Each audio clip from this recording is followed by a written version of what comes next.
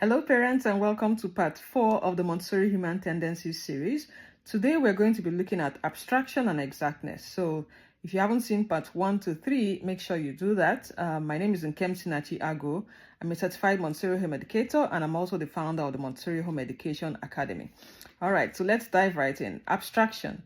This is basically talking about how children like to be able to start from concrete items and move to things that are abstract, and how they are able to do that also. Sometimes people are concerned that, oh, with the Montessori approach, there's a lot of physical materials, your mathematics, you're counting with beads, you're counting with the number rods, you're doing addition and subtraction with a lot of physical items. So what happens when they go to maybe a different school, different approach?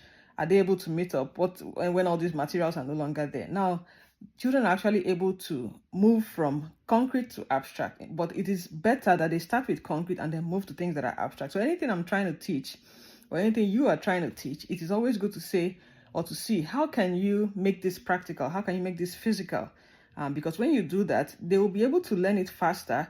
And then when they've mastered it, it is easy to now move to something that is abstract. So I'll use an example.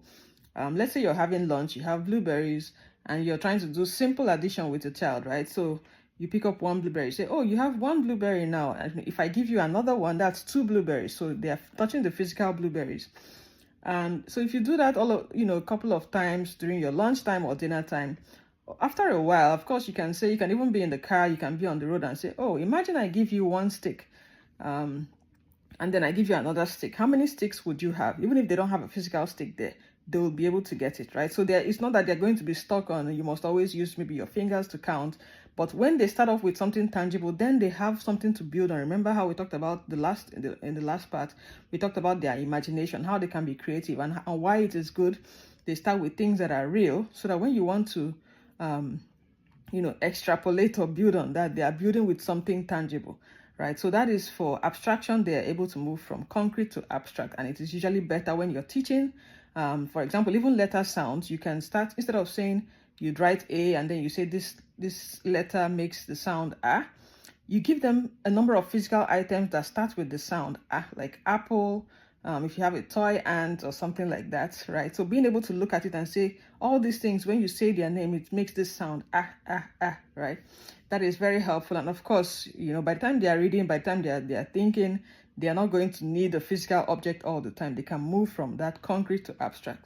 Now, the second one is exactness. Children really like to do things correctly, the right way, so that's why you might see them when they're building, with building blocks. If they make mistakes or everything collapses, they can get frustrated, or if they're trying to, sometimes they can stay at something, doing it over and over again. Imagine a child that is learning how to walk.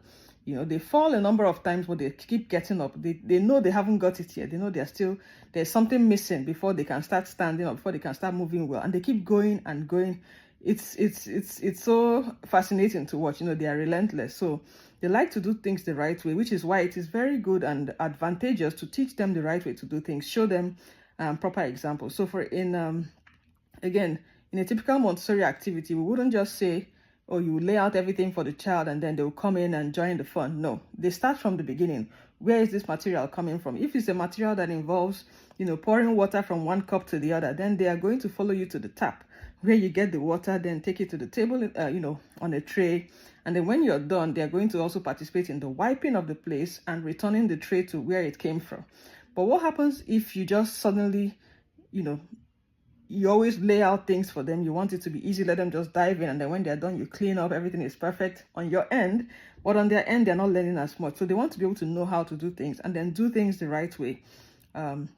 So that is something that is very important to take note of. And I think even adults too, on average, right? You want to do things correctly, do things the right way, first time right. So those are the two for this week. And then just a reminder, we have our flash sale coming up for the Montessori Foundations course.